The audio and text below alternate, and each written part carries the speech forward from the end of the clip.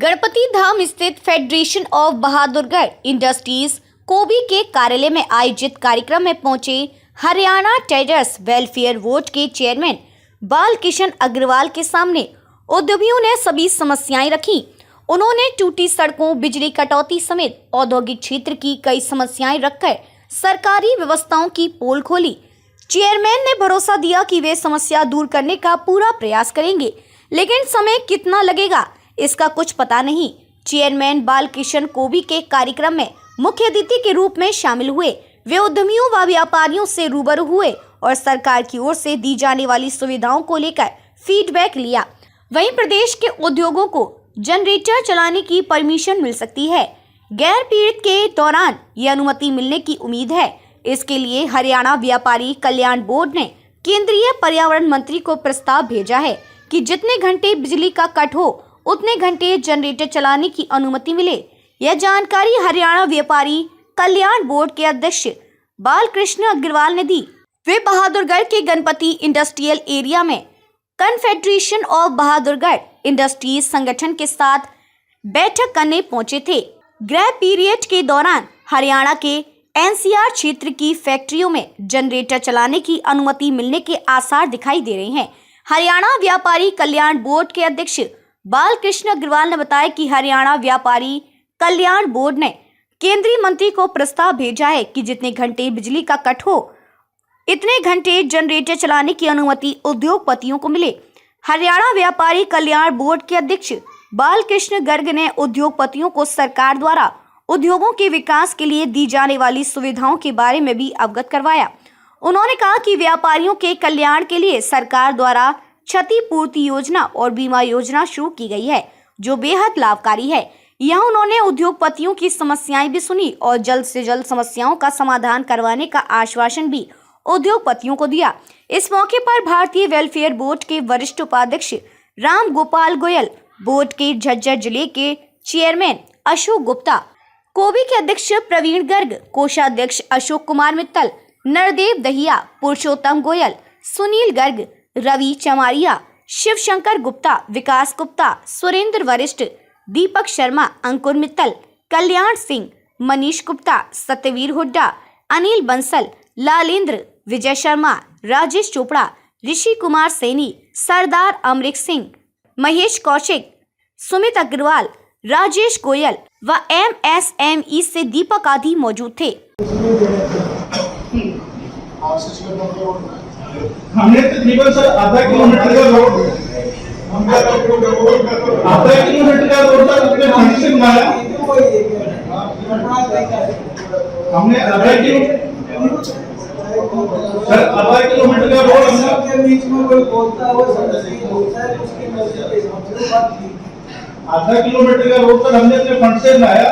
आज हमको अपनी फैक्ट्री का एड्रेस किसी को बताना हो तो हमें ये बोलना पड़ता है कच्चे वाले एरिया में पक्का रोड जो बना है उसी में आप सर पूरे एमआई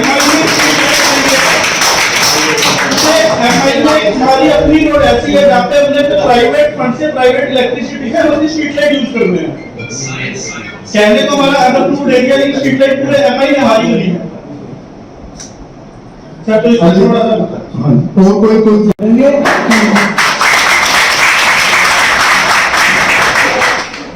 हमारे तो इस बात पे चाहता हूँ जो नहीं करते हैं वो कुछ थोड़ा ताकत कुछ करेंगे।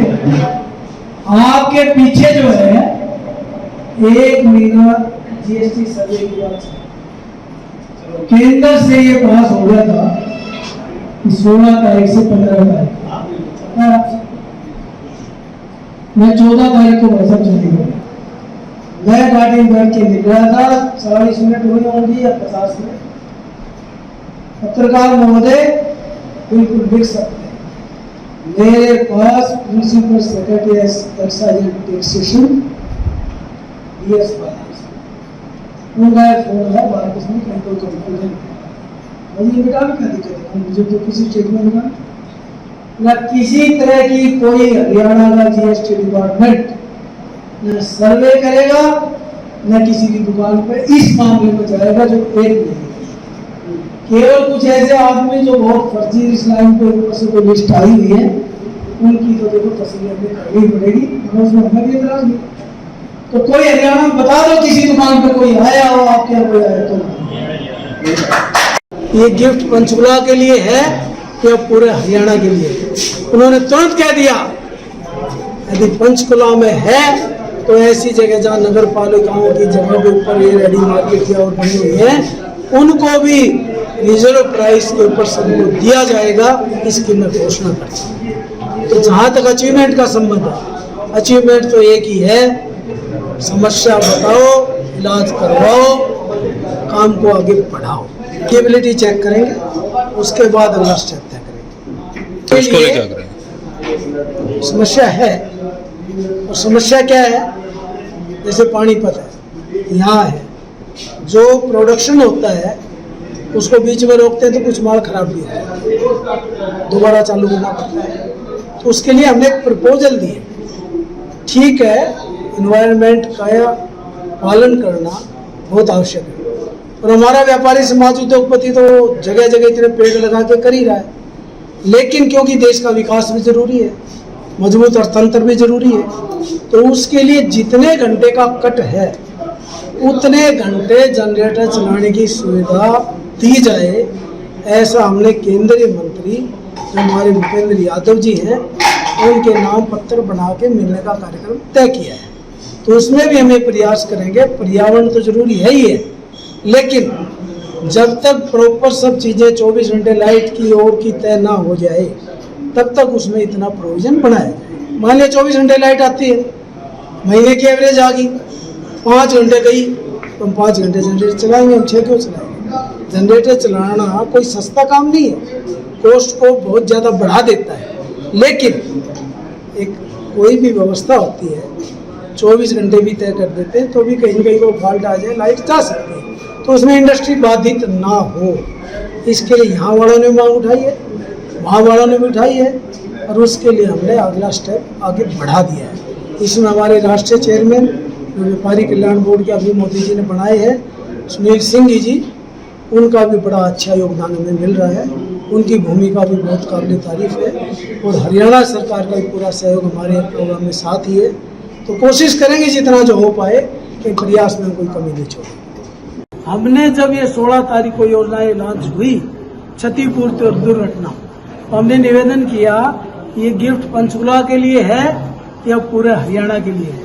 उन्होंने तुरंत कह दिया यदि पंचकुला में है तो ऐसी जगह जहाँ नगर पालिकाओं की जगह के ऊपर ये रेडी मार्केट या और बनी हुई है उनको भी रिजर्व प्राइस के ऊपर सबको दिया जाएगा, इसकी मैं घोषणा करता हूँ। तो जहाँ तक अचीवमेंट का संबंध है, अचीवमेंट तो एक ही है, समस्या बताओ, इलाज करवाओ, काम को आगे बढ़ाओ। सर समस्या यहाँ भी बताएंगे और अब तक क्या किया? देखिए, व्यापारी कल्याण बोर्ड हरियाणा मुझे बालकृष्ण अग्रवाल को 23/1/23 को मुख्यमंत्री महोदय ने ये जिम्मेवारी दी। हमारी टीम ने घर घर जाकर सब जगह एक ही लाइन रखी कि सभी समस्याओं के बारे में जानकारियाँ ली। पूरा हरियाणा लगभग मैं मान सकता हूँ कि मैंने और मेरे साथियों ने कवर किया है। जगह जगह ऐसे ही कार्यक्रम रखे हैं, उनमें जो बातें सामने आई उनको एग्जीक्यूट भी किया है। इसमें 2-3 तरह की बातें आई, एक नीतिगत, एक तात्कालिक।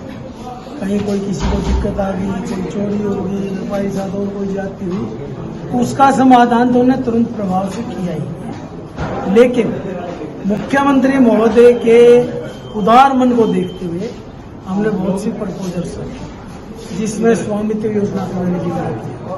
20 साल से ज्यादा समय से जिनका कब्जा है नगर पालिकाओं के उसमें, इससे बढ़िया बात और ये भी है कि दूसरे विभाग की जमीनों पर भी जो नगर पालिका के तहत होती है उसका मालिकाना हक उतने ही प्रतिशत कलेक्ट्रेट पर देके दिया गया है, और काफी हद तक वो सब पूरा भी हो चुका है।